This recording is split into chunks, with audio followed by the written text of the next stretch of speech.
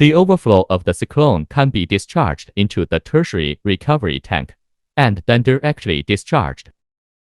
The concentrated starch slurry enters the starch refining cyclone for countercurrent washing.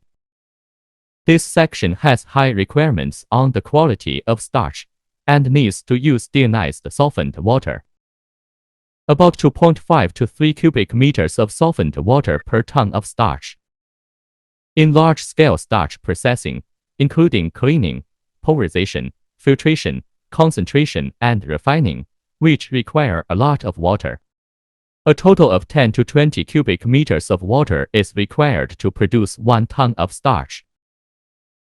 However, under the requirements of environmental protection, the sewage from processing 1 ton of starch cannot exceed 10 tons. So the overall fresh water consumption must be controlled within 10 tons. The water consumption and dosage of each section are different. How to save water and save water in the production process is the use of circulating water, which not only reduces the cost of water, but also improves the efficiency of starch processing.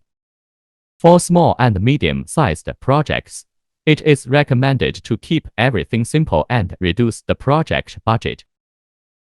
Large-scale processing can consider how to deal with it according to its own situation.